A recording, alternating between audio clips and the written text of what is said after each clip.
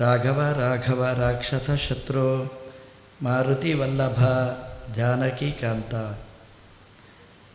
ನಮಸ್ತೆ ಪ್ರಾಣೇಶ ಪ್ರಣತ ವಿಭವಾಯಾವ ನಿಮಗಾಃ. ನಮಃ ಸ್ವಾಮಿನ್ ರಾಮ ಪ್ರಿಯತಮ ಹನುಮನ್ ಗುರುಗುಣ. ನಮಸ್ತುಭ್ಯಂ ಭೀಮ ಪ್ರಬಲತಮ ಕೃಷ್ಣೇಷ್ಟ ಭಗವನ್. ನಮಃ ಶ್ರೀಮನ್ಮಧ್ವ ಪ್ರದಿಶ ಸುದೃಶನ್ನೋ ಜಯ ಜಯ.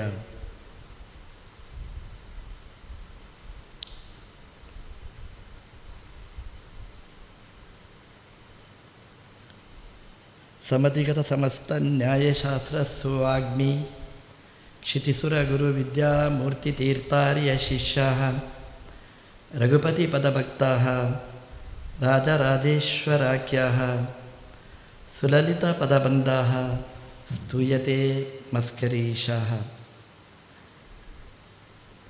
ಮುಕೋಪಿ ಯತ್ಪ್ರಸಾದೇನ ಮುಕುಂದಶಯನಾಯತೆ ರಾಜರಾಜಾಯತೆ ರಿಕ್ತಾಃ ರಾಘವೇಂದ್ರಂ ತಮಾಶ್ರಯೇ.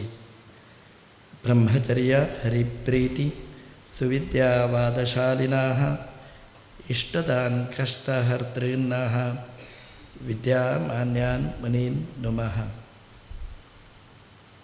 ಸಮಸ್ತ ಗುರುಭ್ಯೋ ನಮಃ. ಜಗದ್ಗುರುಗಳಾದ ಶ್ರೀ ಮಧ್ವಾಚಾರ್ಯರು ಸಕಲ ಶಾಸ್ತ್ರಗಳು, ವೇದ, ಮಹಾಭಾರತ, ರಾಮಾಯಣ, ಮೂಲ ರಾಮಾಯಣ, ಅಷ್ಟಾದಶ ಪುರಾಣಗಳು ಇದರ ಸಾರವನ್ನು ಸೆರೆ ಹಿಡಿದು ರಚಿಸಿರತಕ್ಕ ಶ್ರೀ ಮಹಾಭಾರತ ತಾತ್ಪರ್ಯ ನಿರ್ಣಯದ 5ನೇ ಅಧ್ಯಾಯದ ಸಾರವನ್ನು ರಾಯರು ರಾಮಚಾರಿತ್ರ್ಯ ಮಂಜರಿಯಲ್ಲಿ ಸಂಗ್ರಹಿಸ್ತಾ ಹೇಳ್ತಾರೆ. ತ್ಯಕ್ತ್ವಾ ರಾಜ್ಯಂ ಹಿತೋವನಂ ವಚನತೋ ಮಾತುಶ್ಚ ಕಾಕಾಕ್ಷಿಕಂ ದೈತ್ಯಂ ವ್ಯತ್ಸ್ಯ ವಿಕರ್ಣ ಗೋಣ ನಿಶಿಚರಿ ಬಂಧೂನ್ ಕರಾದೀನ್ ಕಲಾನ್ ಮಾರೀಚಂಚ ನಿಹತ್ಯ ಅಂತ ರಾಯರು ಹೇಳ್ತಾರೆ. ಅಯೋಧ್ಯಾಕಾಂಡ, ಅರಣ್ಯಕಾಂಡ ಅಂತ ವಾಲ್ಮೀಕಿಗಳು ವಿಭಾಗ ಮಾಡಿದ್ದಾರೆ.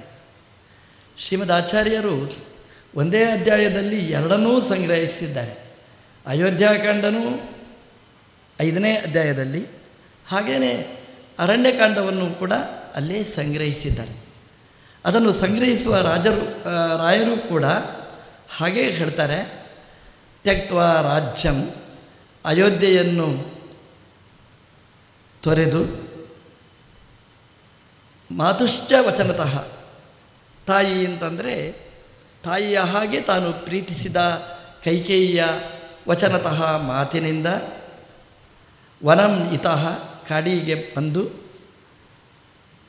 ಕಾಕಾಕ್ಷಿಗಂ ದೈತ್ಯಂ ವ್ಯಸ್ಯ, ಕಾಗೆಯ ಕಣ್ಣಲ್ಲಿ ಕೂತ ದೈತ್ಯನನ್ನು ಸಂಹಾರ ಮಾಡಿ ಅಂತ ಹೀಗೆ ರಾಯರು ಆ ಕಥೆಯನ್ನು ಸಂಗ್ರಹಿಸಿದ್ದಾರೆ. ತ್ಯಕ್ತ್ವಾ ರಾಜ್ಯಂ, ರಾಮದೇವರು ರಾಜ್ಯವನ್ನು ತೊರೆದರು, ಅಯೋಧ್ಯೆಯನ್ನು ತೊರೆದರು. ಕಾವ್ಯ ಭಾಷೆಯಲ್ಲಿ ನಾವು ಹಾಗೆ ಹೇಳಬಹುದು, ರಾಮದೇವರು ಅಯೋಧ್ಯೆಯನ್ನು ತೊರೆದರು ಅಂತ. ಶಾಸ್ತ್ರ ಭಾಷೆಯಲ್ಲಿ ಹಾಗೆ ಹೇಳಲಿಕ್ಕಾಗತ್ತಾ? ರಾಮದೇವರು ಅಯೋಧ್ಯೆಯನ್ನು ತೊರೆದರೆ ದೇವರೇ ಆಗುವುದಿಲ್ಲ ಅವರು.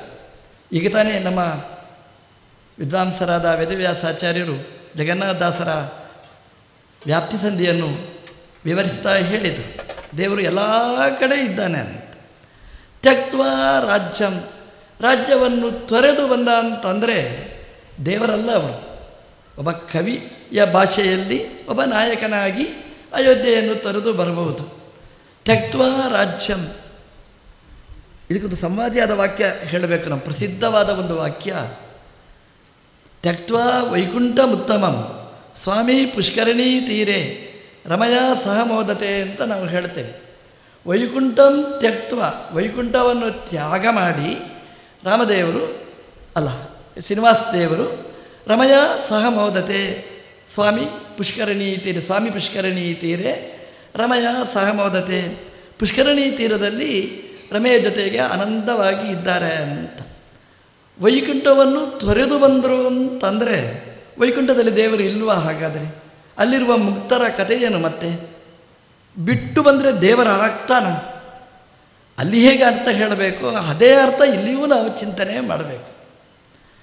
ತ್ಯಕ್ತ್ವಾ ವೈಕುಂಠಂ ಅಂತಂದರೆ ದೇವರು ವೈಕುಂಠದಲ್ಲಿದ್ದಾಗ ರಮಯಾ ಸಹ ಮೋದತೆ, ಬೇರೆ ಕಡೆ ಹೋದರೆ ರಮಯಾ ಸಹ ಮೋದತೆ ಇಲ್ಲ.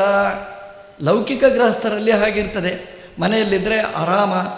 ಒಂದು ಸಲ ಎಲ್ಲಿಯಾದರೂ ಹೊರಗೆ ಹೋಗಿ ಬಂದರು ಅಂದರೆ ಇಲ್ಲರಿ ತುಂಬ ಹೊರಗೆ ಹೋಗಿ ಬಂದರು, ಸುಸ್ತಾಗಿದೆ, ಹಾಗೆಲ್ಲ ಇರ್ತದೆ. ದೇವರಿಗೂ ಹಾಗಾದರೆ ವೈಕುಂಠದಲ್ಲಿ ಆರಾಮ, ಅವನದೇ ಮನೆ, ಆರಾಮವಾಗಿರ್ತಾನೆ ವೈಕುಂಠ. ಯಾಕೆ ಅಂತಂದರೆ ಅಲ್ಲಿ ಯಾವುದರದ್ದು ಅಡ್ಡಿ ಆತಂಕಗಳಿಲ್ಲ. ಕುಟಿ ಪ್ರತಿಘಾತೆ, ಇಂಥದ್ದುಂಟು ಇಂಥದ್ದು ಸಿಗಲಿಲ್ಲ ಹಾಗಿಲ್ಲ. ಅಲ್ಲಿ ಆರಾಮವಾಗಿರ್ತಾನೆ. ಹೊರಗೆ ಬಂದರೆ ಕಷ್ಟ, ಇನ್ನು ಹೆಂಡತಿ ಹೋಗೋದು ಏನು ರಗಳೆ, ತುಂಬ ರಗಳೆಗಳು. ಹಾಗುಂಟ? ಹಾಗಿಲ್ಲ ದೇವರಿಗೆ. ತ್ಯಕ್ತ್ವಾ ವೈಕುಂಠಂ, ವೈಕುಂಠದಲ್ಲಿ ಇರಲಿ ಅಥವಾ ತಿರುಮಲೆಯಲ್ಲಿರಲಿ, ಇಡೀ ಜಗತ್ತಲ್ಲಿ ಎಲ್ಲಿ ಬೇಕಾದರೂ ಇರಲಿ ಆರಾಮವಾಗಿಯೇ ಇರ್ತಾನೆ. ರಾಮದೇವರು ಅಷ್ಟೇ, ಅಯೋಧ್ಯೆಯಲ್ಲಿರಲಿ ಎಲ್ಲೇ ಇರಲಿ ಆರಾಮವಾಗಿಯೇ ಇರುವವರು. ನಮ್ಮ ಆಚಾರ್ಯರು ಹೇಳ್ತಾರೆ, ಶಾಸ್ತ್ರಗಳ ಸಂವಾದವನ್ನು ಹೇಳ್ತಾ, ರಾಮದೇವರ ಅಡ್ರೆಸ್ ನಿಮಗೆ ಕರೆಕ್ಟ್ ಬೇಕಾ ಎಲ್ಲಿದ್ದಾರೆ ಅಂತ? ರಾಮೋ ಯಮಸಭಾತಲೆ ಅಂತ ಹೇಳ್ತಾರೆ. ರಾಮದೇವರು ಎಲ್ಲಿದ್ದಾರೆ ಅಂತಂದರೆ ಯಮನ ಲೋಕದಲ್ಲಿದ್ದಾರೆ ಅಂತ. ನಿಮಗೆ ತಲೆಬಿಸಿ ಆಯ್ತು. ಈಗ ರಾಮನವಮಿ ಆಚರಣೆ ಮಾಡಬೇಕಾ? ಪಾಪ ರಾಮದೇವರು ಯಮಲೋಕದಲ್ಲಿರ್ತಾರೆ ಅಂತಂದರೆ ನಮ್ಮ ಹಾಗಾಯಿತು ಅಂತ. ಹಾಗಲ್ಲ, ರಾಮದೇವರು ಯಮಲೋಕದಲ್ಲಿದ್ದಾರೆ ಅಂತಂದರೆ ಯಮದೇವರ ಶಿಕ್ಷೆಯನ್ನು ಅನುಭವಿಸುವುದಲ್ಲ, ಯಮದೇವರಿಗೆ ಶಿಕ್ಷಣೆ ಕೊಡುವವರಾಗಿ ಯಮಸಭಾತಳದಲ್ಲಿ ಇರ್ತಾರೆ. ಹಾಗಾಗಿ ಯಮದೇವರು ಪಂಕ್ಚುವಲ್, ಚೆನ್ನಾಗಿದ್ದಾರೆ ನೋಡಿ, ಯಾರಿಗೂ ಅನ್ಯಾಯ ಮಾಡುವುದಿಲ್ಲ. ಯಾಕೆ ಅಂತಂದರೆ ಮಾಡಿದರೆ ಆಯುಷ್ಯ ಮುಗಿಯೋದಕ್ಕಿಂತ ಮುಂಚೆನೇ ಹೇಳ್ಕೊಂಡು ಬಂದರೆ ರಾಮದೇವರು ತರಾಟೆಗೆ ತಗೊಳ್ತಾರೆ. ನೀನು ಯಾಕೆ ಕರ್ಕೊಂಡು ಬಂದಿ ಅಂತ ಕೇಳ್ತಾರೆ. ಭಯ ಭೀಷಾಸ್ಮಾತ್ ವಾತಪ್ಪವತೆ ಭೀಷಾ ಉದೇತಿ ಸೂರ್ಯ ಭೀಷಾ ಅಸ್ಮಾತ್ ಅಗ್ನಿಶ್ಚ ಇಂದ್ರಶ್ಚ ಮೃತ್ಯುರು ಧಾವತಿ ಪಂಚಮ. ಆ ಮೃತ್ಯು ಯಮದೇವರು ಓಡ್ತಾ ಇರ್ತಾರಂತೆ ಯಾವಾಗಲೂ. ಹಾಗೆ ನೋಡಿ, ನಮಗೆ ಮೇಲಿನ ಬಾಸ್ ನಮ್ಮಲ್ಲಿ ಬಂದರೆ ಈ ಆಫೀಸರ್ನ ಸ್ಥಿತಿ ನೋಡಬೇಕು. ಅಲ್ಲಿ ಓಡ್ತಾರೆ, ಇಲ್ಲಿ ಓಡ್ತಾರೆ. ಇರ್ರಿ, ಮಾತಾಡಬೇಡಿ, ನಮ್ಮ ಬಾಸ್ ಬಂದಿದ್ದಾರೆ ಅಂತ. ಯಮಲೋಕದಲ್ಲಿಯೇ ಬಾಸ್ ಕೂತಿದ್ದಾರೆ ಅಂತಂದರೆ ಯಮದೇವರು ಏನು ಮಾಡಬೇಕು? ಮೃತ್ಯುರು ಧಾವತಿ, ಅಲ್ಲಿಗೆ ಇಲ್ಲಿಗೆ ಓಡ್ತಾರೆ.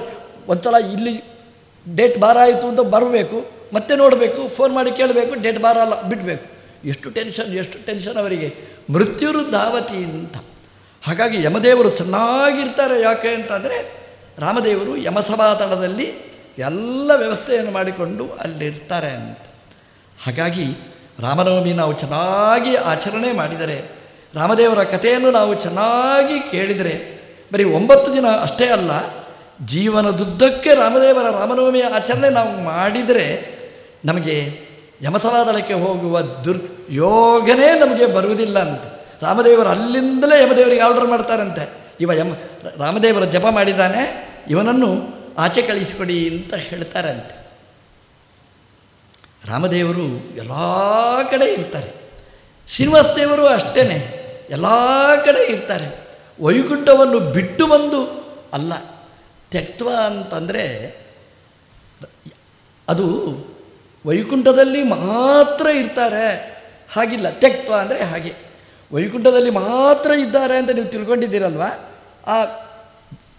ಆ ಮೋಹ ಬುದ್ಧಿ, ದುರ್ಬುದ್ಧಿ, ಅದನ್ನು ತ್ಯಕ್ತ್ವ, ಅದನ್ನು ಬಿಡಿಸಿ ಅವರು ಇಲ್ಲಿಗೆ ಬಂದಿದ್ದಾರೆ. ಅಂದರೆ ಅಲ್ಲಿಯೂ ವೈಕುಂಠದಲ್ಲಿಯೂ ರಮಯಾ ಸಹ ಮೋದತೆ, ವೈಕುಂಠದಲ್ಲಿ ಮಾತ್ರ ಅಲ್ಲ, ಸ್ವಾಮಿ ಪುಷ್ಕರಣಿ ತೀರದಲ್ಲಿಯೂ ಕೂಡ ರಮಯಾ ಸಹ ಮೋದತೆ. ಎಲ್ಲಿದ್ದರೂ ಅವರು ಆನಂದಮಯವಾಗಿಯೇ ಇರುವವರು. ಭಗವಂತನ ಎಲ್ಲ ಅವತಾರಗಳು ಹಾಗೇನೆ. ಹಾಗಾಗಿ ತ್ಯಕ್ತ್ವ ವೈಕುಂಠಂ ಅಂತಂದರೆ ವೈಕುಂಠದಲ್ಲಿ ಮಾತ್ರ ಇದ್ದಾನೆ ಅನ್ನುವ ಅಂಶವನ್ನು ತ್ಯಕ್ತ್ವ, ಅಷ್ಟಂಶವನ್ನು ಬಿಟ್ಟು ರಾಮದೇವರು ವೈಕುಂಠದಲ್ಲಿ ಮಾತ್ರ ಅಲ್ಲ, ಎಲ್ಲಿ ಹೋದರೂ ಕೂಡ ರಮಯಾ ಸಹ ಮೋದತೆ. ಹೀಗೆ ನಾವು ಚಿಂತನೆ ಮಾಡಬೇಕು. ಅದೇ ರೀತಿ ತ್ಯಕ್ತ್ವ ರಾಜ್ಯಂ, ಅಯೋಧ್ಯೆಯನ್ನು ತೊರೆದು ರಾಮದೇವರು ಕಾಡಿಗೆ ಹೋದ್ದಲ್ಲ, ನೋಡುವವರ ದೃಷ್ಟಿಯಲ್ಲಿ ಅಯೋಧ್ಯೆಯನ್ನು ತೊರೆದ. ಆದರೆ ರಾಮದೇವರ ದೃಷ್ಟಿಯಲ್ಲಿ ಅಯೋಧ್ಯೆಯಲ್ಲಿಯೂ ಇರ್ತಾನೆ, ವನವನ್ನೂ ಪ್ರವೇಶ ಮಾಡ್ತಾನೆ, ಎಲ್ಲ ಕಡೆ ರಾಮದೇವರು ಇರ್ತಾರೆ. ಒಂದು ವೇಳೆ ಕೈಕೇಯಿ ಅಡ್ಡಿ ಬಾರದೇ ಇದ್ದರೆ ಜನರ ದೃಷ್ಟಿಯಲ್ಲಿ ರಾಮದೇವರು ಅಯೋಧ್ಯೆಗೆ ಮಾತ್ರ ಮೀಸಲಾತಿಯಾಗಿ ಇಡ್ತಿದ್ರು. ಆ ಕೈಕೇಯಿ ದೊಡ್ಡ ಉಪಕಾರ ಮಾಡಿದ್ಲು.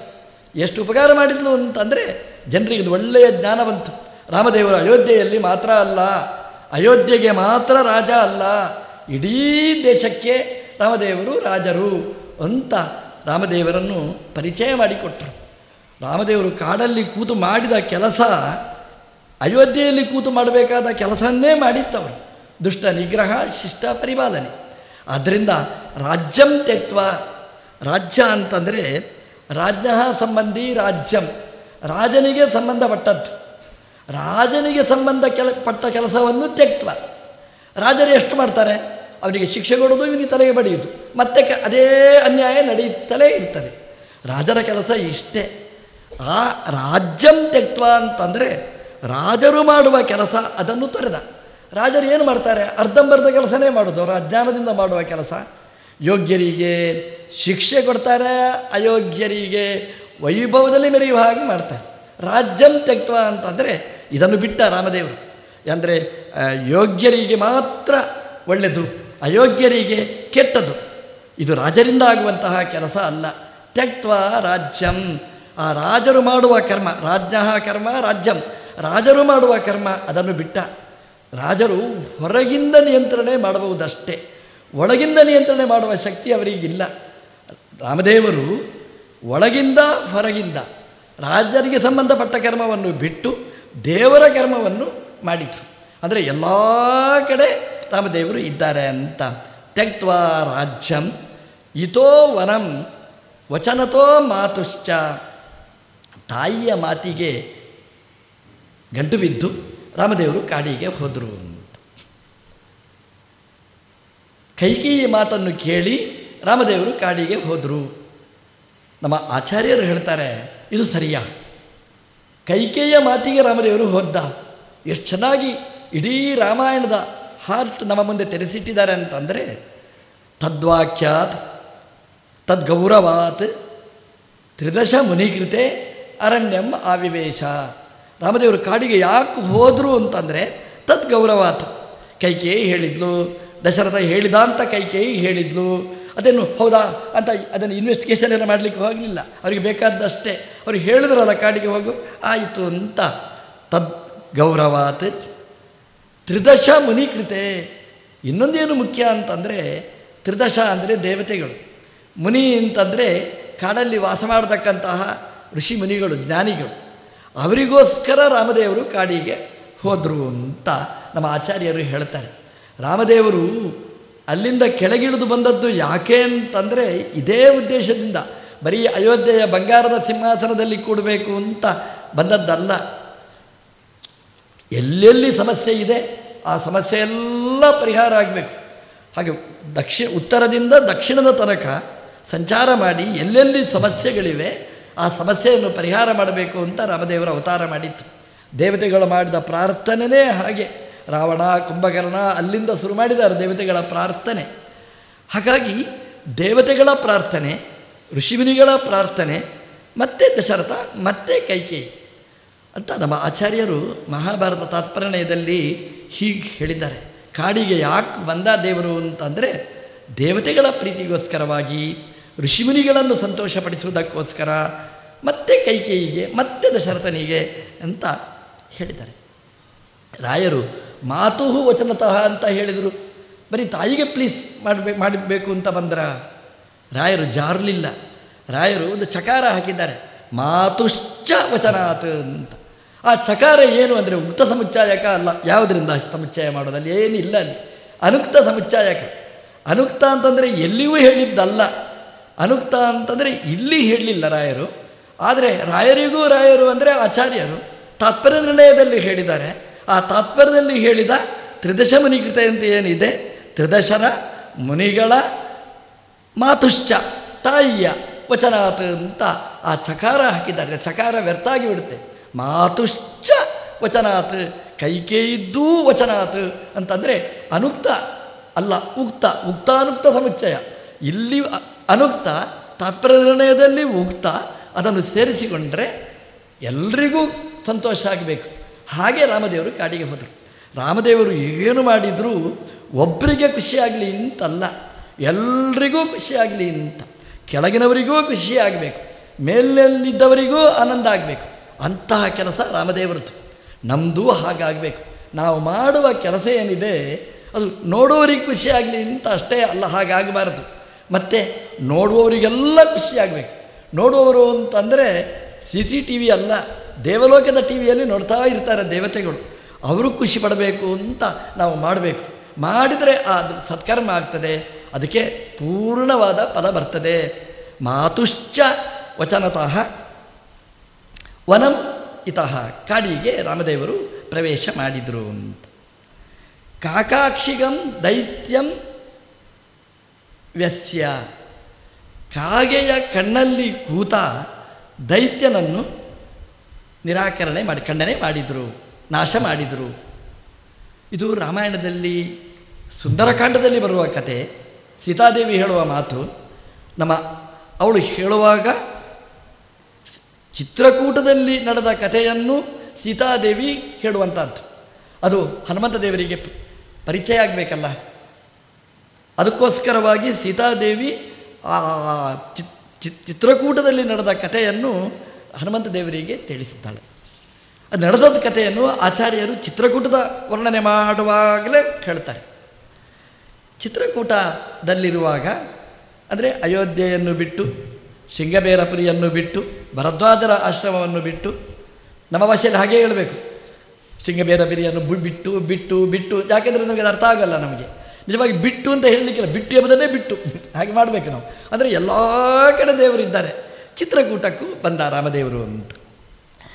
ಚಿತ್ರಕೂಟದಲ್ಲಿ ಭರತ ಬರ್ತಾನೆ, ಭರತನನ್ನು ಕಳುಹಿಸಿಕೊಡ್ತಾರೆ. ಕಳುಹಿಸಿಕೊಟ್ಟ ಮೇಲೆ ನಡೆದ ಕತೆ. ರಾಮದೇವರು ಸೀತಾದೇವಿಯ ಮಡಿಲಲ್ಲಿ ಮಲಗ್ತಾರೆ. ನಿದ್ರೆ ಬರುವವರಿಗೂ ಕಷ್ಟ, ನಿದ್ರೆ ಬಾರದಿದ್ದವರಿಗೂ ಕಷ್ಟ.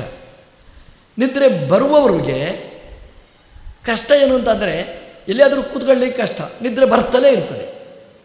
ನಿದ್ರೆ ಬಾರದಿದ್ದವರಿಗೇನು ಕಷ್ಟ ಅಂತಂದರೆ ಚಾಪೆಯಲ್ಲಿ ಮಲಗಿದ್ರೂ ನಿದ್ರೆ ಬರೋಲ್ಲ. ಇದರಗಳೇ ನಮ್ಮ ದೇವರಿಗೆ ಹಾಗಲ್ಲ, ನಿದ್ರೆಯನ್ನು ಮೀರಿ ನಿಂತವ.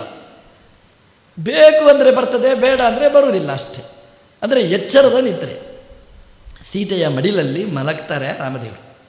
ಮಲಗಿದಾಗ ಒಂದು ಕಾಗೆ ಬರ್ತದೆ. ಆ ಕಾಗೆ ಸೀತೆಯ ಎದೆಯನ್ನು ಕುಕ್ತದೆ. ಸೀತಾದೇವಿಯರು ಸುಮ್ಮನೆ ಇರ್ತಾರೆ. ಅಂದರೆ ರಾಮದೇವರಿಗೆ ಎಚ್ಚರಿಕೆ ಆಗುತ್ತೆ ಅಂತ ಜನರ ದೃಷ್ಟಿಯಲ್ಲಿ ವ್ಯಾಮೋಹಕ್ಕೋಸ್ಕರವಾಗಿ ಸುಮ್ಮನಿರ್ತಾರೆ. ಸೀತಾದೇವಿಯ ಎದೆಯನ್ನು ಕುಕ್ಕಿದರೆ ರಾಮದೇವರು ಎಚ್ಚರಗೊಂಡ ಹಾಗೆ ಮಾಡ್ತಾರೆ. ನೋಡ್ತಾರೆ, ಈ ಕಾಗೆಯ ಈ ಕೆಟ್ಟ ಚಟ, ಅದಕ್ಕೊಂದು ಶಿಕ್ಷೆ ಕೊಡಬೇಕು ಅಂತ ತೀರ್ಮಾನ ಮಾಡ್ತಾರೆ. ಅದಕ್ಕೆ ಏನು ಶಿಕ್ಷೆ ಕೊಡಬೇಕು? ಅಲ್ಲೇ ಇದ್ದ ಒಂದು ಹುಲ್ಲುಕಡ್ಡಿಯನ್ನು ಎತ್ತಿಕೊಂಡರು, ಅದಕ್ಕೆ ಮಂತ್ರ ಜಪ ಮಾಡಿದರು. ಅದು ಬ್ರಹ್ಮಾಸ್ತ್ರ ಆಯಿತು. ಅದು ಕಾಗೆಯನ್ನು ಬೆನ್ನಟ್ಟಿಕೊಂಡು ಹೋಯಿತು. ಕಾಗೆ ಹಾರಿತು. ಕಾಗೆ ಕೈಲಾಸಕ್ಕೆ ಹೋಯಿತು. ನೋಡಿ, ಎಲ್ಲ ಕಡೆ ಹೋಗುವ ಕಾಗೆ ಇದು, ಬರೀ ಶ್ರಾದ್ದದ ಎಲೆ ತಿನ್ನುವ ಕಾಗೆ ಅಲ್ಲ ಇದು. ಕೈಲಾಸಕ್ಕೂ ಹೋಯಿತು, ಅಲ್ಲಿಂದ ಬ್ರಹ್ಮದೇವರ ಲೋಕಕ್ಕೆ ಹೋಯ್ತು, ಹಾರಿ ಹೋಯಿತು.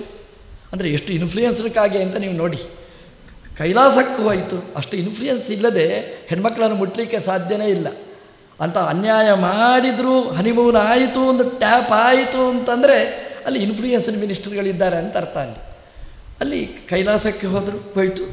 ಕೈಲಾಸಕ್ಕೆ ಹೋದರೆ ಅಲ್ಲಿಯೇ ಬ್ಯಾನ್ ಹಾಕಿದ್ರು, ರುದ್ರದೇವರು ಇಲ್ಲಿ ಬರಬೇಡ ನೀನು ಅಂತ ಹೇಳಿದರು. ಬ್ರಹ್ಮದೇವರ ಲೋಕಕ್ಕೆ ಹೋದರೆ ಇಲ್ಲಿ ಬರಬೇಡ ಅಂತ ಹೇಳಿದರು, ನನ್ನ ಲೋಕಕ್ಕೆ ಬರಬೇಡ ಅಂತ. ಕಾಗೆ ತಿರುಗಿಕೊಂಡು ಮತ್ತೆ ರಾಮದೇವರ ಪಾದಕ್ಕೆ ಬಂತು. ರಾಮದೇವರು ಶಿಕ್ಷೆ ಕೊಟ್ಟರು. ಅದು ಏನಾಗಿದೆ ಅಂತಂದರೆ ಅದು ಒಬ್ಬೊಬ್ಬರು ಸೇರಿ ಮಾಡಿದ ಕೆಲಸ ಅಲ್ಲ, ಅದರಲ್ಲಿ ಒಂದು ಗ್ಯಾಂಗೇ ಸೇರಿಕೊಂಡಿದೆ. ಅವರು ಸೇರಿಕೊಂಡು ಮಾಡಿದ ಕೆಟ್ಟ ಕೆಲಸ. ಅಂದರೆ ಇಂತಹ ಕೆಲಸ ಇಡೀ ಜಗನ್ಮಾತೆ ಎದೆ ಮುಟ್ಟಬೇಕು ಅಂತಂದರೆ ಅದರ ಹಿನ್ನೆಲೆಯಲ್ಲಿ ಎಷ್ಟು ಮಾಸ್ಟರ್ ಪ್ಲ್ಯಾನ್ ಆಗಿರಬೇಕು ಅಂತ. ಅದರಲ್ಲಿ ಒಂದು ಕಾಗೆ, ಆ ಕಾಗೆ ಒಳಗೆ ಇಂದ್ರನ ಮಗ ಜಯಂತ, ಅವನು ಪ್ರವೇಶ ಮಾಡಿದ್ದ. ಅದರಲ್ಲಿ ಒಬ್ಬ ಅಸುರ ಕುರಂಗ ಅನ್ನುವ ಅಸುರ ಅಲ್ಲಿ ಪ್ರವೇಶ ಮಾಡಿದ್ದ. ಕುರಂಗ ಅಂತಂದರೆ ಯಾವುದು ಕೆಟ್ಟದೋ ಅದರಲ್ಲಿ ರಂಜಿಸುವವ. ಕುಸ್ಸಿತೆ ಅನುರಾಗವನ್ನು ಕುರಂಗ, ಕುಸ್ಸಿತೆ ರಂಗ ಯಸ್ಯ ಅಂದರೆ ಅದರಲ್ಲಿ ಕೆಟ್ಟದರಲ್ಲಿ ಆಸಕ್ತಿ, ಒಳ್ಳೆಯದರಲ್ಲಿ ಆಸಕ್ತಿ ಅಲ್ಲ. ದೈತ್ಯರು ಅಂದರೆ ಹಾಗೇನೆ ಕುರಂಗ. ಆ ಕುರಂಗ ಅವನಿಗೆ ಶಕ್ತಿ ಬಂದಿತ್ತು. ಹೇಗೆ ಅಂತಂದರೆ ರುದ್ರದೇವರ ತಪಸ್ಸು ಮಾಡಿ ಅವನು ವರವನ್ನು ಪಡೆದಿದ್ದ. ರುದ್ರದೇವರು ವರ ಕೊಟ್ಟಿದ್ದರು. ಏನು ವರ ಕೊಟ್ಟಿದ್ದರು ಅಂತಂದರೆ ನೀನು ಅವಧ್ಯ ಅಂತ. ಖುಷಿ ಆಯ್ತು ಅವನಿಗೆ. ಆಮೇಲೆ ಒಂದು ಸ್ವರ ಸೇರಿಸಿದರು. ಕಾಗೆಗಳಿಗೆ 2 ಕಣ್ಣು ಎಲ್ಲಿವರೆಗೆ ಇರ್ತದೆ ಅಲ್ಲಿವರೆಗೆ ನೀನು ಅವಧ್ಯ ಅಂತ ಹೇಳಿದೆ.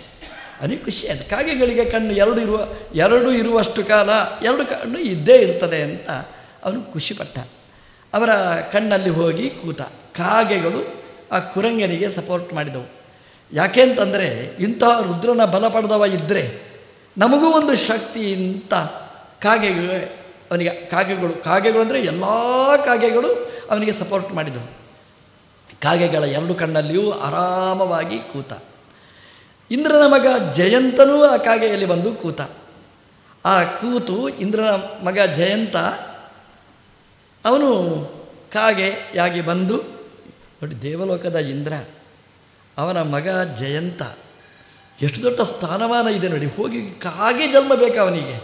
ಕಾಗೆಯಾಗಿ ಬಂದ ಕೆಟ್ಟ ಕೆಲಸ ಮಾಡಲಿಕ್ಕೆ ಅಂತ. ಜಗತ್ತಿನ ತಾಯಿ ಸೀತಾದೇವಿಯ ಎದೆಯನ್ನು ಕೊಕ್ಕಿನಿಂದ ಚುಚ್ಚಿದ. ರಾಮದೇವರು ಹೇಳಿದರು ನಿನಗೆ ಶಿಕ್ಷೆ ಕೊಡಬೇಕು ಅಂತ. ಇಲ್ಲಿ ಎಲ್ರಿಗೂ ಶಿಕ್ಷೆ ಕೊಡಬೇಕು. ಕಾಗೆ ಸಪೋರ್ಟ್ ಮಾಡಿದ್ದಕ್ಕೆ ಕಾಗೆಗೆ ಶಿಕ್ಷೆ ಕೊಡಬೇಕು. ಜಯಂತ ಬಂದ, ಅವನಿಗೂ ಶಿಕ್ಷೆ ಕೊಡಬೇಕು. ಅದರಲ್ಲಿ ಕುರಂಗ ದೈತ್ಯ ಕೂತಿದ್ದಾನೆ, ಅವನಿಗೂ ಶಾಸ್ತಿ ಆಗಬೇಕು. ಕುರಂಗನಿಗೆ ಶಾಸ್ತಿ, ಅವನನ್ನು ಸಂಹಾರ ಮಾಡಿದರು. ಅಲ್ಲ, ಸಂಹಾರ ಹೇಗೆ ಮಾಡೋದು? ರುದ್ರದೇವರ ವರ ಲೆಕ್ಕಕ್ಕಿಲ್ಲ. ಆದರೂ ಅವನು ಕೊಲ್ಲುವುದಕ್ಕೋಸ್ಕರವಾಗಿ ಕಾಗೆಗೆ 1 ಕಣ್ಣು ತೆಗೆದರು. ಅವನಿಗೇನು ವರ ಇತ್ತು? ಕಾಗೆಗೆ 2 ಕಣ್ಣು ಇರುವಷ್ಟು ಕಾಲ ಅವಧ್ಯ. 1 ಕಣ್ಣು ತೆಗೆದರೆ ಕಾಗೆಗೆ 1 ಕಣ್ಣು. ಹಾಗಾಗಿ ಅವನಿಗೆ ಜಾಗ ಇಲ್ಲ.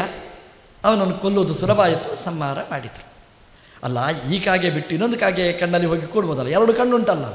ರಾಮದೇವರ ಅಸ್ತ್ರದ ಸಾಮರ್ಥ್ಯ ಅದೆಷ್ಟು ಅಂತಂದರೆ ಕಾಗೆ 1 ಕಾಗೆಯ ಕಣ್ಣು ತೆಗೆದದ್ದಲ್ಲ. ಎಷ್ಟು ಕಾಗೆಗಳಿವೆ ಅಷ್ಟೂ ಕಾಗೆಗಳ ಒಂದೊಂದು ಕಣ್ಣು ತೆಗೆದ. ಇದು ರಾಮದೇವರ ಟೆಕ್ನಾಲಜಿ. ಸಾಧ್ಯನ ಯಾರಿಗಾದರೂ? ನಾವು 1 ಕಣ್ಣು ಮುಟ್ಟಿದರೆ ಇನ್ನೊಂದು ಕಣ್ಣು ಹೋಗುತ್ತೆ. ಡಾಕ್ಟ್ರ್ ಹತ್ರ ಹೋಗ್ತೇವೆ, ಕಣ್ಣು ಡಾಕ್ಟ್ರ್ ಹತ್ರ. ಈ ಕಣ್ಣು ಮುಟ್ಟಿದರೆ ಈ ಕಣ್ಣು ಹೋಗ್ತಾರೆ ನಮಗೆ. ರಾಮದೇವರು ಕಣ್ಣು ಮುಟ್ಟಿದರೆ ಕಾಗೆದ್ದು, ಆ ಕಾಗೆಯ ಜಾತಿಯಲ್ಲಿ ಹುಟ್ಟಿದ ಕಾಗೆಗಳು ಅಂತ ಅಷ್ಟೂ ಕಾಗೆಗಳದ್ದು ಒಂದೊಂದು ಕಣ್ಣನ್ನು ತೆಗೆದರು ರಾಮದೇವರು. ಎಂತಹ ಕೆಲಸ ನೋಡಿ. ಈ ಅಷ್ಟೂ ಕಾಗೆಗಳಿಗೂ ಒಂದೊಂದು ಕಣ್ಣು ಇಲ್ಲ. ಹಾಗಾಗಿ ಆ ಕುರಂಗ ಎಲ್ಲಿರಬೇಕು? ಜಾಗ ಇಲ್ಲ. ನಿಮ್ಮ ತಲೆ ಮುಂದೆ ಓಡ್ತದೆ. ಹೌದು, ಆ ಕಾಲದ ರಾಮದೇವರ ಕಾಲದ ಕಾಗೆಗಳಿಗೆ 1 ಕಣ್ಣು. ಮತ್ತೆ ಮುಂದೆ ಭವಿಷ್ಯತಾಂಚ ಏಕ ಷಶ್ಚಕಾರ. ಆ ಕಾಲದ ಕಾಗೆಗಳಲ್ಲ, ಮುಂದೆ ಬರುವ ಕಾಗೆಗಳಿಗೆಲ್ಲ 1 ಕಣ್ಣು. ಈಗ ನೋಡಿ ನೀವು ಕಾಗೆಯನ್ನು, ಕಾಗೆ ಬಂದು ನೋಡಿದರೆ 1 ಕಣ್ಣು. ಒಂದು ಹಿಡೀರಿ ಕಾಗೆಯನ್ನು, ಬೇರೆ ಕೆಲಸ ಇಲ್ಲ ಅಂತ ಆದಾಗ ಒಂದು ಕಾಗೆಯನ್ನು ಹಿಡೀರಿ, ಅದಕ್ಕೆ ಎಷ್ಟು ಕಣ್ಣು ಅಂತ ನೋಡಿ. ಮತ್ತೆ ಬಂದು ನೀವು ಹೇಳ್ತೀರಿ ಸ್ವಾಮಿ ನಿಮ್ಮ ರಾಮಾಯಣ ಸುಳ್ಳು ಅಂತ ಹೇಳ್ತೀರಿ. ಕಾಗೆಗೆ 2 ಕಣ್ಣಿದೆ ಅಂತ. ಕಣ್ಣು 2 ಇಲ್ಲ ಕಾಗೆಗೆ. ಕಾಗೆಗೆ ಗೋಲಕ ಮಾತ್ರ 2 ಇರುವುದು. ಇಂದ್ರಿಯ ಒಂದು ಇಂದ್ರಿಯ ಇಲ್ಲಿ ಇಲ್ಲಿ ಓಡ್ತಾ ಇರ್ತದೆ. ಒಂದು ಇಂದ್ರಿಯವನ್ನು ತೆಗೆದಾನೆ. 2 ಗೋಲಕ ಇಟ್ಕೊಂಡು ಏನು ಮಾಡೋದು? ಕಣ್ಣು ಇಂದ್ರಿಯ ಇಲ್ಲದಿದ್ದರೆ 1 ಇಂದ್ರಿಯ. ಅದರಿಂದ ನಮಗೆ ಹಾಗೆಲ್ಲ ದೇವರು 2 ಇಂದ್ರಿಯ ಕೊಟ್ಟಿದ್ದಾನೆ. ಇಲ್ಲಿಯೂ ನೋಡ್ಬೋದು, ಈ ಕಣ್ಣು 2 ಕಣ್ಣಿನಿಂದಲೂ ನೋಡ್ಬೋದು ನಾವು. ಆದರೆ ಕಾಗೆಗೆ ಹಾಗಲ್ಲ, ಅದು 1 ಇಂದ್ರಿಯದಿಂದ ನೋಡಬೇಕು. ಅದು ಒಮ್ಮೆ ಹೀಗೆ ಅದಕ್ಕೆ ಚಂಚಲ ನೋಡಿದ್ದು ಹಿಂಗೆ ಮಾಡ್ತಾ ಇದೆ. ನೀವು ಗಮನಿಸಿದರೆ ನಿಮಗೆ ಗೊತ್ತಾಗುತ್ತೆ. ಕಾಗೆಗೆ 1 ಇಂದ್ರಿಯ ಹೋಗಿದೆ, 1 ಇಂದ್ರಿಯ ಇರೋದು. ನಿಮಗೆ ಅನ್ನಿಸ್ತದೆ ಮಾಡಿದ ಅನ್ಯಾಯ ಕಾಗೆ 1 ಕಾಗೆ, ಆದರೆ ಶಿಕ್ಷೆ ಕೊಟ್ಟದ್ದು ಎಲ್ಲ ಕಾಗೆಗಳಿಗೆ. ಇದು ಏನು ರಾಮದೇವರದ್ದು ನ್ಯಾಯ ಅಂತ ನಿಮಗೆ ಅನ್ನಿಸ್ಬೋದು. ಅದಕ್ಕೆ ಉತ್ತರ ಕೊಟ್ಟಿದ್ದಾರೆ ಜ್ಞಾನಿಗಳು. ಅದು ಏನು ಅಂತಂದರೆ, ಆ ಕಾಗೆಗಳು ಎಲ್ಲರೂ ಸಿಗ್ನೇಚರ್ ಹಾಕಿಬಿಟ್ಟಿದ್ದಾರೆ. ಅದು ಏನು ಅಂತಂದರೆ, ನಮಗೆ 2 ಕಣ್ಣಿದ್ದರೆ ಅವನಿಗೆ ಇಲ್ಲಿ ಇರ್ಬೋದು ಅಂತ. ಹಾಗಾಗಿ ಈ ಎಲ್ಲ ಕಾಗೆಗಳು ಶಾಮೀಲಾದ್ದರಿಂದ ಒಂದು ಕಾಗೆ ಅಲ್ಲ, ಅಷ್ಟೂ ಕಾಗೆಗಳು ಅನ್ಯಾಯ. ಹಾಗಾಗಿ ಅನ್ಯಾಯ ಮಾಡುವಾಗ ಆಲೋಚನೆ ಮಾಡಿ, ಅನ್ಯಾಯ ಮಾಡುವವರಿಗೆ ಸಪೋರ್ಟ್ ಮಾಡಬೇಡಿ. ನೀವು ಸಪೋರ್ಟ್ ಮಾಡೋದು ಅಂದರೆ ತಿನ್ನುವುದು ಬೇಡ ಅಥವಾ ಅವನಿಗೆ ಹೊಡೆಯುವುದು ಬೇಡ, ಆದರೆ ನೀವಲ್ಲಿ ಇದ್ದರೆ ಸಾಕು, ನಿಮ್ಮ ಹೆಸರು ದಾಖಲೆಯಾಗಿ ಬಿಡ್ತದೆ, ರಾಮದೇವರ ಹೆಸರಲ್ಲಿ ದಾಖಲೆಯಾಗಿ ಬಿಡ್ತದೆ. ಆದ್ದರಿಂದ ಅನ್ಯಾಯ ಮಾಡುವಲ್ಲಿ ನಿಲ್ಲಬೇಡಿ, ಅದಕ್ಕೆ ಸಪೋರ್ಟ್ ಎಂದೂ ಮಾಡಬೇಡಿ ಅನ್ನೋದನ್ನು ನಮಗೆ ರಾಮಾಯಣ ನಮಗೆ ತೋರಿಸಿದೆ. ಹಾಗಾಗಿ ಅಷ್ಟೂ ಕಾಗೆಗಳಿಗೂ ಶಿಕ್ಷೆ ಕೊಟ್ಟ ಭಗವಂತ. ಕಾಗೆಗಳಿಗೆ ಒಂದೇ ಕಣ್ಣು ಅಂತಾಯಿತು. ಕಾಗೆಗಳಿಗೂ ಶಿಕ್ಷೆ ಆಯಿತು. ಕುರಂಗ ದೈತ್ಯನನ್ನು ಸಂಹಾರ ಮಾಡಿದ. ಈ ಜಯಂತನನ್ನು ಏನು ಮಾಡಬೇಕು?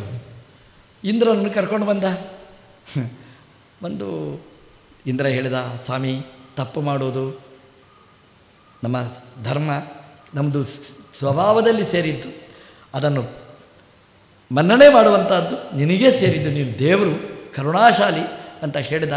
ಮತ್ತೇನು ಮಾಡೋದು, ಇಂದ್ರನನ್ನು ಬಿಟ್ಟುಕೊಡ್ಲಿಕ್ಕಾಗುತ್ತಾ? ಹಾಗಾಗಿ ದೇವರು ಜಯಂತನಿಗೆ ಹೇಳಿದರು, ಇನ್ನೂ ಒಂದು ಇಂಥ ಅನ್ಯಾಯ ಕೆಲಸನೇನು ಮಾಡಬೇಡ ಅಂತ ಹೇಳಿ ಜಯಂತನಿಗೆ ದೇವತೆಗಳು ಅನ್ಯಾಯ ಮಾಡುವುದಿಲ್ಲ. ಮಾಡಿದರೆ ಅವರಿಗೆ ಕೋಲಿನಿಂದ ಶಿಕ್ಷೆ ಅಲ್ಲ. ಅದನ್ನು ಆಚಾರ್ಯರು ಹೇಳ್ತಾರೆ, ಯಾರ್ಯಾರಿಗೆ ಎಲ್ಲೆಲ್ಲಿ ಶಿಕ್ಷೆ ಕೊಡಬೇಕು, ಉತ್ತಮಾನಾಂ ವಚಸಾ ಶಿಕ್ಷಾ, ಮಧ್ಯಮೇ ದಂಡಧಾರಣ, ಅಧಮೇ ದೇಹಹಾನಿಶ್ಚ. ಯಾರ್ಯಾರಿಗೆ ಎಲ್ಲೆಲ್ಲಿ ಹೇಗೆ ಶಿಕ್ಷೆ ಕೊಡಬೇಕು ಅಂತ. ಉತ್ತಮರಾದವರಿಗೆ ವಚಸಾ ಶಿಕ್ಷಾ, ಒಳ್ಳೆಯವರಿರ್ತಾರೆ ಉತ್ತಮರಾದವರು. ನೋಡು, ಇನ್ನು ಮುಂದೆ ಅನ್ಯಾಯ ಮಾಡಬೇಡ ಅಂತ ಹೇಳಿದರೆ ಸಾಕು, ಮತ್ತು ಜೀವನದಲ್ಲಿ ತಪ್ಪು ಮಾಡೋದಿಲ್ಲ. ಈ ಮಧ್ಯಮರಿಗೆ ಅವರು ಹೊಡೆದು ಹೇಳಬೇಕು, ಒಂದು ಸ್ವಲ್ಪ ಗಾಯ ಮಾಡಿ ಹೇಳಬೇಕು. ಆಗ ಅವರಿಗೆ ಹೀಗೆಲ್ಲ ದಂಡ ಕೊಡುವ ಕ್ರಮ ಎಲ್ಲ ಇದೆ. ಹಾಗೆ ರಾಮದೇವರು ಜಯಂತ ಉತ್ತಮಾಧಿಕಾರಿ. ಹಾಗಾಗಿ ಅವನಿಗೆ ಮಾಡಿದ ತಪ್ಪಿಗೆ ಅವನಿಗೆ ಬುದ್ಧಿವಾದ ಹೇಳಿ ಅವನನ್ನು ಕಳಿಸಿಕೊಡ್ತಾರೆ. ರಾಮದೇವರು ಎಲ್ರಿಗೂ ಒಂದಲ್ಲ ಒಂದು ರೀತಿಯಲ್ಲಿ ಶಿಕ್ಷೆ ಕೊಟ್ಟರು. ಈ ಜಯಂತನಿಗೆ ದೇವಲೋಕದಲ್ಲಿ ಕೆಲವು ದಿನ ತಲೆ ಎತ್ತಿ ತಿರುಗಾಡಲಿಕ್ಕಿಲ್ಲ, ನಾಚಿಕೆಯಲ್ಲಿ. ಇದೇ ಒಂದು ಅವನಿಗೆ ಶಿಕ್ಷೆ. ಅವನಿಗೆ ಕಾಗೆಗೂ ಶಿಕ್ಷೆ ಆಯಿತು, ಕುರಂಗನೂ ಸತ್ತ. ಇದು ಆಚಾರ್ಯರು ರಾಮದೇವರ ವೈಭವವನ್ನು ವರ್ಣನೆ ಮಾಡಿತ್ತು. ತಪ್ಪು ಮಾಡಿದಾಗ ರಾಮದೇವರು ಹೇಗೆ ಶಿಕ್ಷೆ ಕೊಡ್ತಾರೆ.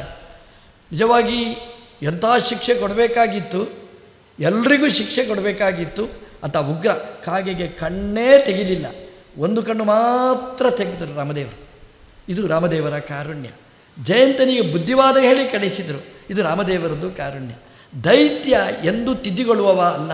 ಹಾಗಾಗಿ ಅಂಧಂತಮಸ್ಸಿಗೆ ಕಳಿಸಿಕೊಟ್ಟರು. ಹಾಗಾಗಿ ಅವರವರ ಯೋಗ್ಯತೆಗೆ ಅನುಗುಣವಾದ ಶಿಕ್ಷೆಯನ್ನು ರಾಮದೇವರು ಕೊಟ್ಟರು. ಇದು ತಾತ್ಪರ್ಯ ನಿರ್ಣಯದಲ್ಲಿ ಆಚಾರ್ಯರು ಹೇಳ್ತಾರೆ, ರಾಮಾಯಣದ ಕಥೆಯನ್ನು ಸಂಗ್ರಹಿಸಿ ಹೇಳ್ತಾರೆ. ರಾಯರಿದನ್ನು ತುಂಬ ಸುಂದರವಾಗಿ ಸಂಗ್ರಹಿಸಿದ್ದಾರೆ. ಕಾಕಾಕ್ಷಿಗಂ ದೈತ್ಯಂ ವ್ಯಸ್ಯ, ಕಾಗೆಯ ಕಣ್ಣಲ್ಲಿ ಕೂತ ದೈತ್ಯ, ಕುರಂಗ ಅನ್ನುವ ದೈತ್ಯನನ್ನು ವ್ಯಸ್ಯ ನಾಶ ಮಾಡಿದ ಅಂತ ರಾಯರು ಸಂಗ್ರಹ ಮಾಡಿದ್ದಾರೆ. ಇದರಲ್ಲಿ ಕಾಕಾಕ್ಷಿಗಂ ದೈತ್ಯಂ ವ್ಯಸ್ಯ ಅಂತ ಹೇಳಿದರು. ಆ ಕಾಗೆಗೆ ಶಿಕ್ಷೆ ಕೊಟ್ಟದನ್ನು ಹೇಳಲೇ ಇಲ್ಲ. ತಾತ್ಪರ್ಯ ನಿರ್ಣಯದಲ್ಲಿ ಆಚಾರ್ಯರು ಹೇಳ್ತಾರೆ, ಅದು ರಾಮದೇವರ ವೈಭವ. ಅದು ಎಲ್ಲ ಕಾಗೆಗಳ ಒಂದೊಂದು ಕಣ್ಣು ತೆಗೆದ ಅಂತ ಅದು ಹೇಳಬೇಕಿತ್ತು. ಅದು ದೊಡ್ಡ ಮಹಿಮೆ. ರಾಯರದನ್ನು ಬಿಟ್ರ ಅಂತ ನಮಗೆ ಅನಿಸ್ತದೆ. ಕಾಕಾಕ್ಷಿಗಂ ದೈತ್ಯಂ ವ್ಯಸ್ಯ, ಕಾಗೆಯ ಕಣ್ಣಲ್ಲಿ ಕೂತ ದೈತ್ಯನನ್ನು ಕೊಂದ ಅಂತ ಅಷ್ಟೇ ಹೇಳ್ತಾರೆ. ಕಾಗೆಯ ಕಣ್ಣು ಒಂದೊಂದು ಕಣ್ಣು ತೆಗೆದ ಅಂತ ಹೇಳಲೇ ಇಲ್ಲ.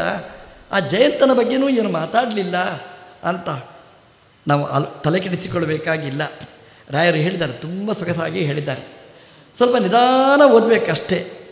ಕಾಕಾಕ್ಷಿ ಗಂ ದೈತ್ಯಂ ವ್ಯಸ್ಯ, ಹೀಗೆ ನಿಧಾನ ಓದಿದರೆ ಎಲ್ಲ ಪ್ರಶ್ನೆಗಳಿಗೂ ಉತ್ತರ ಸಿಗ್ತದೆ. ಅಲ್ಲಿ ಕಾಕಾಕ್ಷಿ, ಕಾಗೆಯ ಕಣ್ಣು, ಕಾಕಾನಾಂ ಅಕ್ಷಿ ಕಾಕಾಕ್ಷಿ, ಹಾಗೆ ವಿಗ್ರಹ ಮಾಡಬೇಕು. ಕಾಗೆಗಳ ಕಣ್ಣು.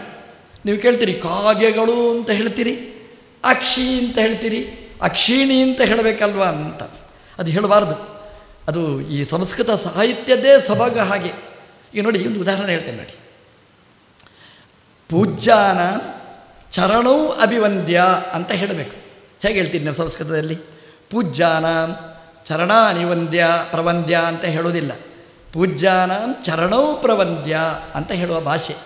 ಯಾಕೆ ಅಂತಂದರೆ ಪೂಜ್ಯರು ತುಂಬ ಜನ ಇದ್ದಾರೆ, ಅವರ ಚರಣಗಳಿಗೆ ವಂದನೆ ಮಾಡಿ ಅಂತ. ಹಾಗಲ್ಲ ಸಂಸ್ಕೃತ ಭಾಷೆ. ಹೇಗೆ ಅಂತಂದರೆ ಒಬ್ಬೊಬ್ಬರಿಗೆ ಎರಡೆರಡು ಕಾಲು, ಹಾಗೆ ಪೂಜ್ಯಾನ ಚರಣವು ಎರಡೆರಡು ಕಾಲುಗಳನ್ನು ವಂದನೆ ಮಾಡಿ ಅಂತ ಹೇಳುವ ಕ್ರಮ. ಹಾಗಾಗಿ ಇಲ್ಲಿಯೂ ಕೂಡ ಕಾಕಾನಾಂ ಅಕ್ಷಿ, ಕಾಗೆಗಳ ಕಣ್ಣು, ವ್ಯಸ್ಯ ನಾಶ ಮಾಡಿದ. ಕಾಕಾನ ಅಂದರೆ ಎಲ್ಲ ಕಾಗೆಗಳ, ಅಕ್ಷಿ ಅಂದರೆ ಒಂದು ಕಣ್ಣನ್ನು, ವ್ಯಸ್ಯ ನಾಶ ಮಾಡಿ ಅಂತ ಆಚಾರ್ಯನ ತಾತ್ಪರ್ಯದಲ್ಲಿ ಹೇಳಿದ್ದಾರೆ. ಎಲ್ಲ ಕಾಗೆಗಳ ಒಂದೊಂದು ಕಣ್ಣನ್ನು ವ್ಯಸ್ಯ ನಾಶ ಮಾಡಿ. ರಾಯರು ತುಂಬ ಚಂದವಾಗಿ ಹೇಳಿದ್ದಾರೆ. ಕಾಕಾನಾಂ ಅಕ್ಷಿ ವ್ಯಸ್ಯ ನಾಶ ಮಾಡಿ ಅಂತ ಅದನ್ನು ಹೇಳಿದ್ದಾರೆ. ಇನ್ನು ಜಯಂತನ ಬಗ್ಗೆ ಏನು ಹೇಳಲಿಲ್ಲ ಅಂತ ಅಂದರೆ ಗಮ್ ಅಂತ ಹೇಳಿದ್ದಾರೆ. ಗಮ್ ಅಂದರೆ ಇಂಗ್ಲೀಷಿನದ್ದಲ್ಲ, ಅಂಟಂತಲ್ಲ.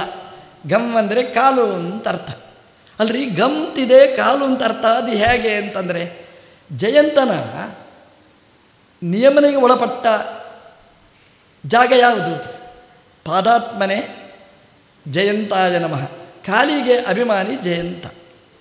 ಹಾಗಾಗಿ ಗ ಅಂದರೆ ಗಚ್ಚತಿ ಅನೇನೇತಿ ಗಮ್, ಯಾವುದರಿಂದ ನಾವು ಹೋಗ್ತೇವೆ ಗಮನ ಸಾಧನ ಕಾಲು, ಅದು ಗಮ್. ಕಾಲು ಬರೀ ಕಾಲಿದ್ರೆ ಹೋಗಲಿಕ್ಕಾಗುವುದಿಲ್ಲ. ಜಯಂತ ಕೂತ್ರೆ ಮಾತ್ರ ಕಾಲಲ್ಲಿ ನಾವು ಹೋಗಲಿಕ್ಕೆ ಸಾಧ್ಯ. ಎಲ್ಲಿಯಾದರೂ ಜಯಂತ ಕೈ ಕೊಟ್ಟರೆ ನಮಗೆ ಪರಾಜಯನೇ. ಅಲ್ಲಿ ನೀರಿತ್ತು, ಕಾಲಿಟ್ಟೆವು, ಜಾರಿ ಬಿದ್ದೆವು, ಸ್ಕಿಡ್ಡಾಯಿತು, ಕಾಲು ಉಳುಕಿ ಹೋಯಿತು, ಆಸ್ಪತ್ರೆಯಲ್ಲಿ ಮಲಗಬೇಕು. ಹಾಗಾಗಿ ಜಯಂತ ಚೆನ್ನಾಗಿದ್ದರೆ ನಮ್ಮ ಪ್ರಯಾಣ ಚೆನ್ನಾಗಿರ್ತದೆ. ಅದನ್ನು ಹೊರಡುವಾಗ ಜಯಂತಾಯ ನಮಃ ಅಂತ ಹೇಳಿ ಹೊರಟ್ರೆ ಕಾಲು ಸ್ವಲ್ಪ ಕೈ ಕೊಡೋದಿಲ್ಲ, ಚೆನ್ನಾಗಿರ್ತೇವೆ. ಗಮ್ ಅಂದರೆ ಜಯಂತ, ಗಚ್ಚತಿ ಅನೇನ ಇತಿ ಗಮ್. ಪಾದ ಅಲ್ಲ, ಪಾದದ ಒಳಗೆ ಕೂತ ಜಯಂತ. ರಾಯರು ಅದನ್ನು ಹೇಳಿದರು.